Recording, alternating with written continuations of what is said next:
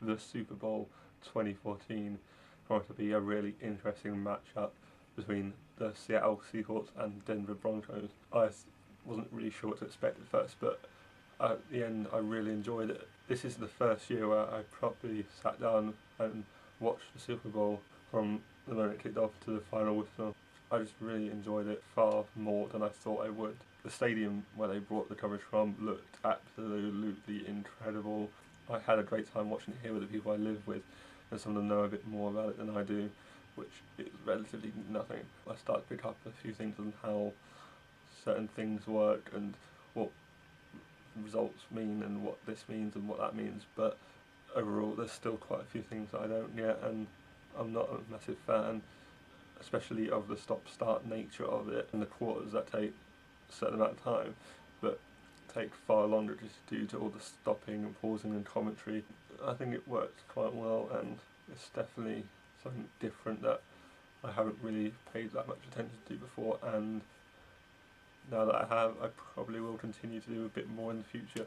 I'm not saying I'm completely sold on it, far from it. I like the whole spectacle, I like the whole game. According to the build-up and all the things I saw before it, it promised to be a sort of interesting match in a certain number of ways. More so one side than the other, with the Seattle Seahawks winning 43 to the Denver Broncos 8. It was a little bit one-sided for most of the match. There were so many surprises that none of us suspected to happen. It added to all the drama of the event, and I think it worked really well and sort of made it interesting. It was pretty obvious what the ultimate end result would be, but we still watched until the final whistle blow, and we wanted to see what happened and any more surprises in store, which there were several. I don't have any allegiance to any of the teams or know much about how the sport works as such and what all the different rules are, the way this game works, and for the way the sort of it's talked about and the way it plays.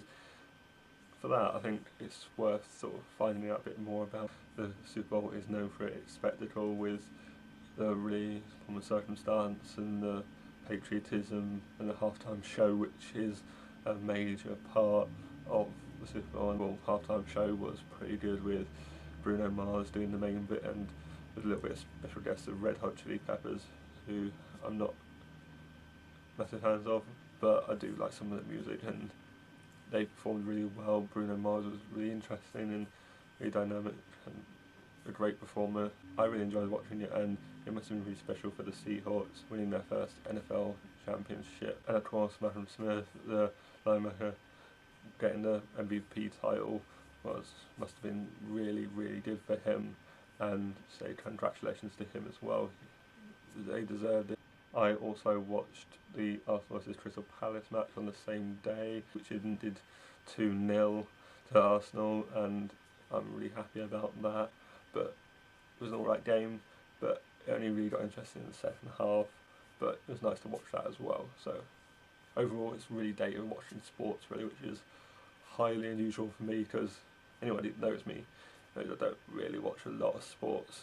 And finally, I just wanted to say my condolences to the family of Philip Seymour Hoffman. To everyone who has watched this video, thank you for watching. It means a lot to me, and to everyone who has subscribed recently, thank you so much. My name is James Hayward. Please share this video as much as you can. It would mean a lot to me, and I'll see you again later this week.